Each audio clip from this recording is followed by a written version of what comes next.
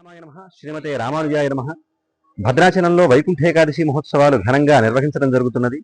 అందులో భాగంగా పగల్పత్తుత్సవాలలో రామచంద్రమూర్తికి దశావతార అలంకరణల క్రమంలో ఈనాడు 7వ రోజు స్వామివారికి శ్రీరామ రూపంలో అంటే ఆయన నిజ రూపంలో దర్శనాన్ని అనుగ్రహం చేస్తూ ఉన్నారు స్వామివారు. మనకి రామావతారం భగవానుడు ధరించినటువంటి అవతార కోటిలో మానవాళికి అత్యంత సన్నిహితమైనటువంటి అవతారంగా కొనియాడబడుతున్నది.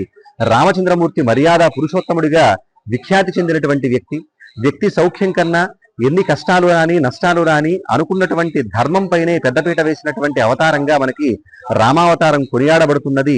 అలా మనకి కొనియాడబడేటువంటి రామచంద్రమూర్తిని ఆరాధించటం వల్ల విశేషమైనటువంటి ఫలితాలను పొందవచ్చు అని మనకి పురాణాలు తెలియజేస్తున్నాయి. ఐశ్వర్యం రామపూజనాథ్ అని చెప్పినట్లుగా రామచంద్రమూర్తిని ఆరాధించడం వల్ల గొప్పనైనటువంటి ఐశ్వర్యం చేకూరుతుందిట. అంతేకాకుండా ఆదర్శ ఆరాధ్యాల కలబోతైనటువంటి వాడు రామచంద్రమూర్తి. మాధవత్వాన్ని అంతర్గతంగాను మానవత్వాన్ని బహిర్గతంగాను చేసి ఇలా దేవమానుష లీలను చూపించి మాయా మానుష పురుషోత్తముడిగా విఖ్యాతి చెందినటువంటి రామచంద్రమూర్తి ఈనాడు మనకి రామరూపంలో తన నిజ రూపంలో దర్శనాన్ని కృపజేస్తూ ఉన్నారు. ఇలా ఉన్నటువంటి రామచంద్రమూర్తిని దర్శించడం వల్ల సూర్యగ్రహ సంబంధమైనటువంటి బాధలు ఏవైనా ఉంటే అవి తొలగిపోతాయని చెప్పడం జరిగింది. మనకి రామచంద్రమూర్తి యొక్క నామం తారకంగా, ఆయన యొక్క మంగళ రూపం ఉపాస్యంగా, ఆయన ఘన చరిత్ర మనకి పారాయణగా కొనసాగుతుందయ్యా అంటే ఈ మూడిటి యొక్క కలబోతే మనకి రామచంద్రమూర్తి ఆయన వ్యక్తిత్వం గురించి చెబుతారు.